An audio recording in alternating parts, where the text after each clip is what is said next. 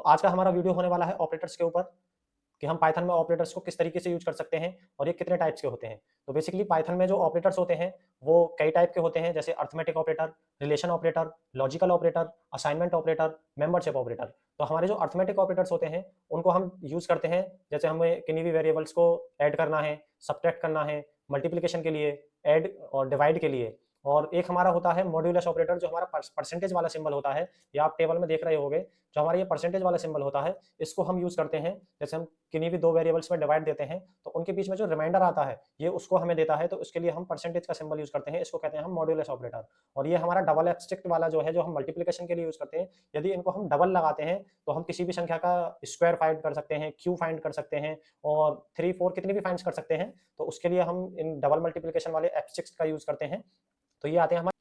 और जो हमारे रिलेशन ऑपरेटर्स होते हैं वो हमको बताते हैं किन्हीं भी दो संख्याओं में, जैसे हमको देखना है कि ये इसके लेस देन है या ग्रेटर देन है, या less than is equal to है, या greater than is equal to है, या दोनों इक्वल टू हैं, और या नॉट इक्वल टू है। तो इस तरीके से हम रिलेशन ऑपरेटर्स यूज करते हैं। तो सारी चीज हम प्रैक्टिकली देखेंगे, अभी कोई दिक्कत लेने की बात नहीं है कि कुछ समझ नहीं आ रहा है। तो सारी चीजें जब प्रैक्टिकली देखेंगे तो सारी चीजें समझ में आ जाएंगी। वीडियो में बने रहिएगा। लॉजिक हमारे जो लॉजिकल ऑपरेटर्स होते हैं वो 3 टाइप के होते हैं, एंड और नॉट। तो एंड को हम यूज करते हैं जैसे कोई भी हम 2 3 लॉजिक लगा देते हैं कि ये इससे छोटा है, ये इससे बड़ा है, या कोई भी 3 लॉजिक, 3 4 5 2 कितने भी लॉजिक लगा सकते हैं। तो यदि वो सारे लॉजिक सही हैं तो ये हमको ट्रू देगा, और यदि उनमें से कोई भी एक भी लॉजिक गलत होता है तो ये हमको फॉल्स रिटर्न करेगा। और ऑपरेटर का हम यूज करते हैं, कोई भी यदि जैसे हमने 2 3 4 लॉजिक लगा रखे हैं और उनमें से एक भी कोई लॉजिक सही है तो वो हमको और ऑपरेटर जो है ट्रू वैल्यू दे देगा। और नॉट हमारा जो ऑपरेटर होता है वो देता है हमको, यदि हमारी वैल्यू ट्रू आनी है तो उसको फॉल्स देता है, और फॉल्स आनी है तो उसको ट्रू दे देता है। असाइनमेंट ऑपरेटर हम यूज करते हैं किसी भी वेरिएबल में, हम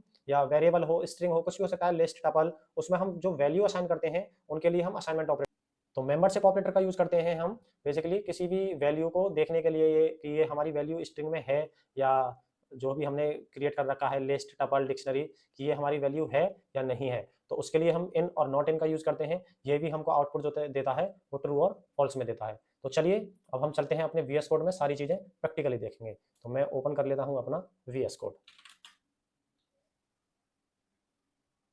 तो हमारा फोल्डर ओपन हो चुका है। तो अब हम यहाँ पे एक फाइल बनाएंगे, ऑपरेटर्स के नाम से बना लेते हैं, वो PERATORS operators dot P Y. तो ये हमारी फाइल बन चुकी है ऑपरेटर्स डॉट पी वाई के नाम से। तो सबसे पहले हम देखने वाले हैं अर्थमेटिक ऑपरेटर्स। तो मैं एक पहले हेडिंग डाल लेता हूँ कमेंट में,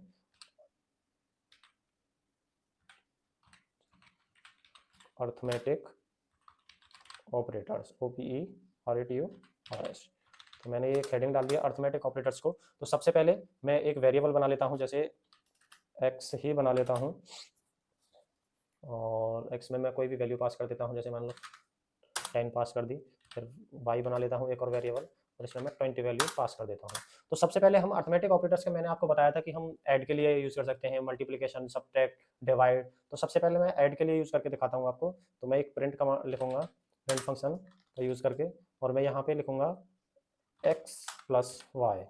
तो मैंने ये यहाँ पे प्रिंट में एक्स और प्लस वाई को ऐड किया है और उसको प्रिंट करा रहा हूँ। तो रन करेंगे अपने प्रोग्राम को।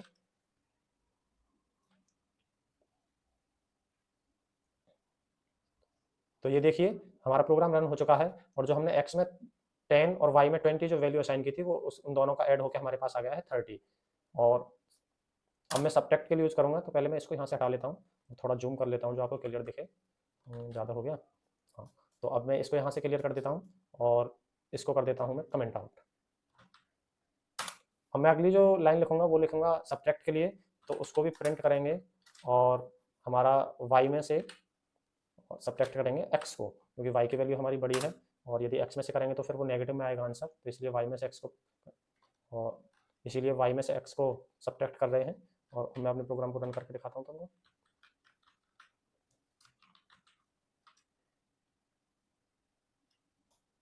एक मिनट रुक जाओ, कंट्रोल ऑल्ट प्लस। तो मैं अपने प्रोग्राम को रन करता हूँ। तो ये देखिए 10 हमारा आंसर आया है। तो ये सब्ट्रैक्ट के लिए इस तरीके से काम करता है। और मैं अब जैसे मल्टीप्लिकेशन करके लिए करता हूँ,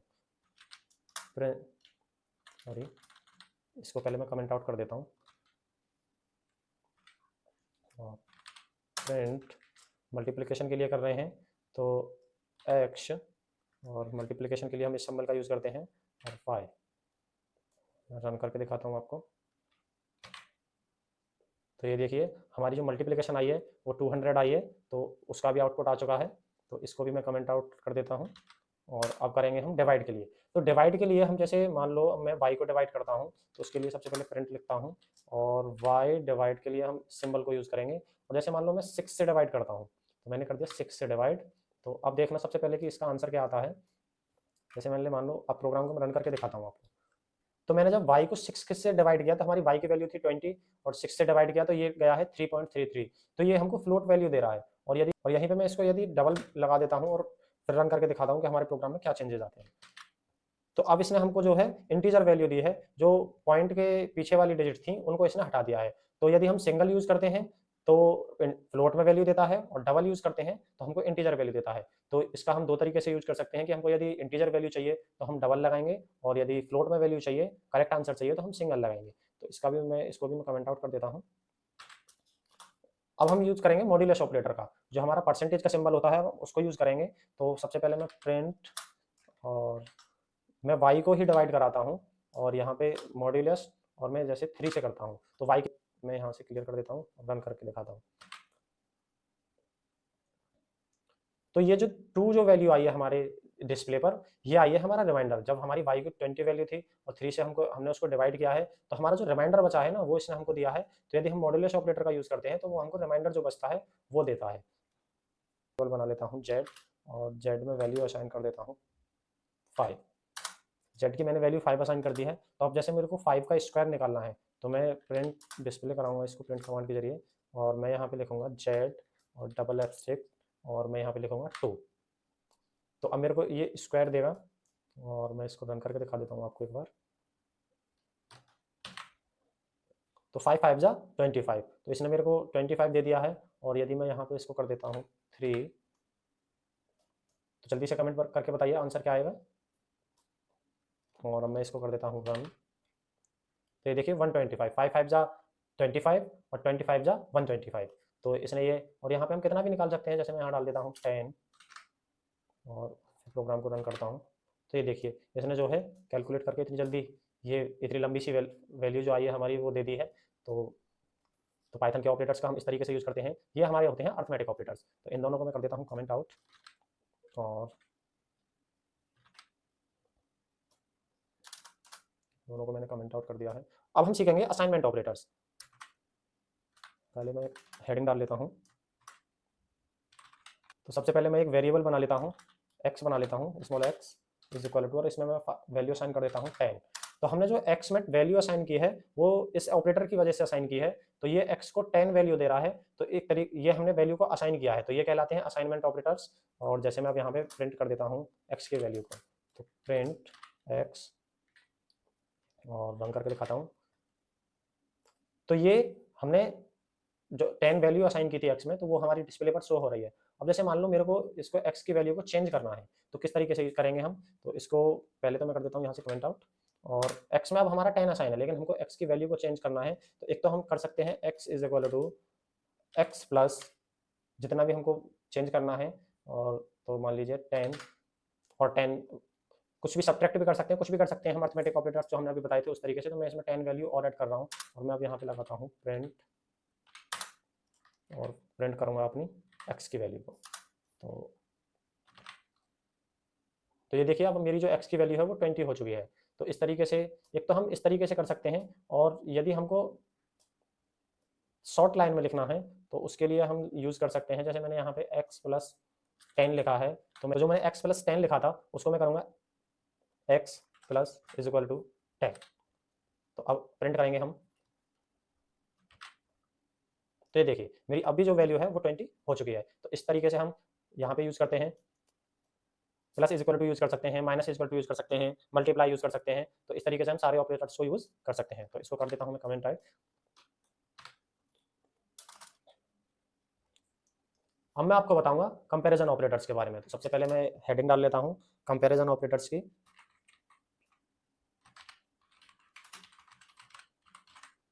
तो थोड़ी स्पेलिंग में मिस्टेक हो सकती है क्योंकि मैं थोड़ा जल्दी लिख रहा हूँ, तो कॉन्सेप्ट क्लियर होना चाहिए। स्पेलिंग तो थोड़ी बहुत चल जाती है, कोई दिक्कत नहीं है।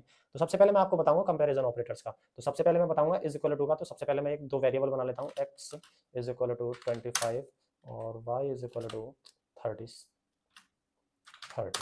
तो अब मैं इन दोनों x और y में कंपैरिजन करूंगा, तो मैं उसके लिए लिखूंगा print x is equal to. यदि हमें किन्हीं भी दो वेरिएबल को कंपैरिजन करना है तो उसके लिए हम डबल इज इक्वल टू का जो साइन है उसको दो बार लगाते हैं। और अब मैं कर दूंगा इसको रन। तो ये देखिए हमको फॉल्स जो है उसने शो कराया है कि हमारा जो x और y है वो दोनों बराबर नहीं है। तो x में हमारा 25 है, y में 30 है, तो दोनों बराबर नहीं है। तो इस तरीके से फॉल्स कर देगा। और मैं यदि यहाँ पे लगा देता हूँ इसको, अब तो ये मैंने किया था कि क्या ये बराबर है, और अब मैं कहता हूँ कि ये क्या ये नहीं बराबर है, तो उसके लिए लगाऊंगा मैं नॉट इक्वल टू। तो अब मैं अपने प्रोग्राम को रन करता हूँ, तो ये देखिए अब इसने दे दिया है ट्रू कि यस ये दोनों बराबर नहीं है। तो इस तरीके से हम यूज करते हैं अपने कंपैरिजन ऑपरेटर्स का। तो मैं यहाँ पे एक और भी लगा सकता हूँ, जैसे मैं लगा देता हूँ कि x बड़ी है, x बड़ी है या बराबर है y के। तो चलिए रन करके दिखाता हूँ क्या आता है। तो ये देखिए फॉल्स दे रहा है, x ना तो हमारी बड़ी है क्योंकि y बड़ी है, और ना ही बराबर है y के। तो इस तरीके से हम कंपैरिजन कर सकते हैं किन्हीं भी दो तीन ऑपरेटर्स के बीच में। तो इस तरीके से हम कंपैरिजन ऑपरेटर्स का यूज करते हैं। इनको मैं कमेंट आउट कर देता हूँ।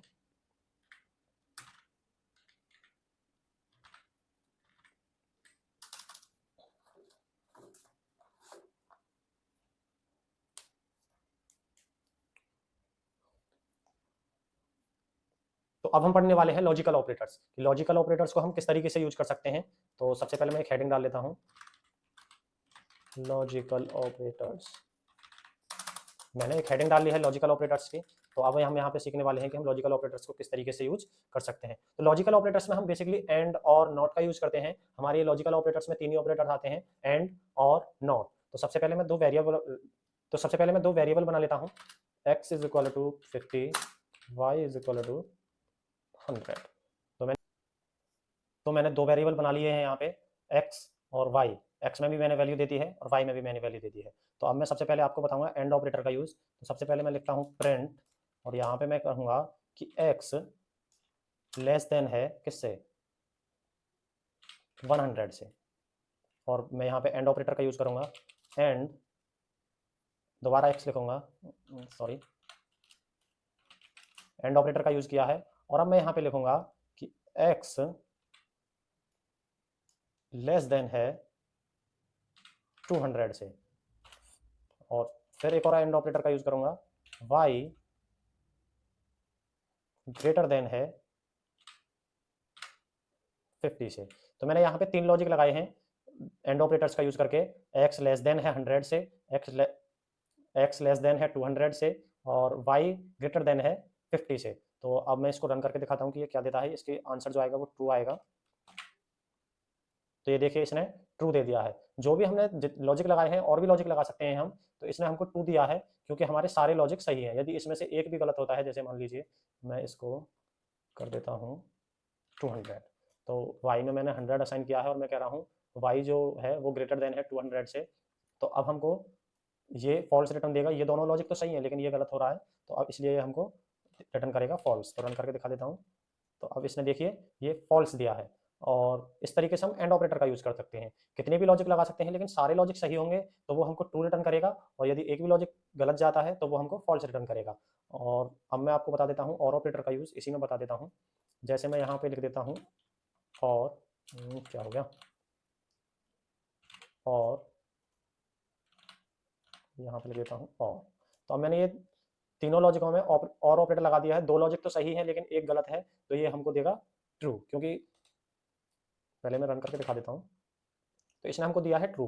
और ऑपरेटर में कितने भी लॉजिक हों, यदि उसमें से एक भी लॉजिक सही है तो वो हमको ट्रू रिटर्न करता है। तो अब मैं आपको बताने वाला हूँ मेंबरशिप ऑपरेटर्स के बारे में। तो सबसे पहले मैं हेडिंग डाल लेता हूँ, मेंबरशिप OPERATORS। मेंबरशिप ऑपरेटर्स की मैंने हेडिंग डाल ली है। तो ये हमारा जो वर्क करता है वो करता है इन और नॉट इन, कि हमारी जो वैल्यू है वो इसमें है या नहीं। तो एक तरीके से हम इसको वैल्यू को फाइंड करने के लिए यूज करते हैं। तो सबसे पहले मैं एक स्ट्रिंग बना लेता हूँ, string 1 इक्वल टू। तो मैंने यहाँ पे string 1 क्यों डाला है, खाली string ही क्यों नहीं डाला, तो जल्दी से मेरे को कमेंट में बताइएगा। और मैं यहाँ पे डाल देता हूँ हेलो। और अब मैं इसमें मेंबरशिप ऑपरेटर का यूज़ करूँगा। जो मैंने अपनी हेलो स्ट्रिंग बनाई है तो उसमें मैं पहले प्रिंट लिखूँगा और उसमें मैं फाइंड करूँगा, जो भी मेरे को फाइंड करना है उसमें डालूँगा मैं इस तरीके से। मेरे को कैपिटल H फाइंड करनी है इन वन। मेरी जो कैपिटल H है वो मेरी स्ट्रिंग में है या नहीं, तो मैं ये फाइंड कर रहा हूँ। तो अब मैं आपको रन करके दिखाता हूँ। तो ये ट्रू देगा, तो इसने ट्रू वैल्यू दे दी है कि कैपिटल H तुम्हारी स्ट्रिंग में है। और यदि मैं इसको यहाँ से कैपिटल H ना करके स्मॉल h कर दूँ और फिर से प्रोग्राम को रन कर दूँ, तो इसने अब की बार फॉल्स दे दिया है कि स्मॉल h तुम्हारी स्ट्रिंग में नहीं है। तो इस तरीके से हम इन कीवर्ड का यूज़ करते हैं। और नॉट इन का यूज़ करेंगे हम। जैसे मैं यहाँ पे स्मॉल h ही रहने देता हूँ और यहाँ पे लिख देता हूँ नॉट इन। तो मैं यहाँ पे लिख रहा हूँ small h not in string 1। क्या स्मॉल h मेरी स्ट्रिंग में है या नहीं है? तो स्मॉल h तो मेरी में नहीं है, तो इसको 2 देना चाहिए। तो रन करके देख लेते हैं। तो ये देखिए इसने 2 दे दिया है कि स्मॉल h तुम्हारी स्ट्रिंग में नहीं है। तो मेंबरशिप में इस तरीके से हम इन और नॉट इन का यूज़ करके हम अपनी कोई भी वैल्यू हो सकती है, स्ट्रिंग हो सकती है, लिस्ट हो सकती है, तो हम अपने उसमें वैल्यू देख सकते हैं कि हमारी वैल्यू उसमें ये है या नहीं है। तो इस तरीके से हम ऑपरेटर्स का यूज़ करते हैं। तो इसको मैं कमेंट आउट कर देता हूँ यहाँ से। और आज के वीडियो में बस इतना ही। मिलते हैं अगले वीडियो में। Thank you.